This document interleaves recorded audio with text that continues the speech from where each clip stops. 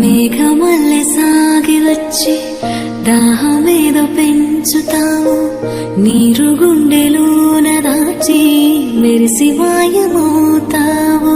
కలవేనా కన్నీరేనా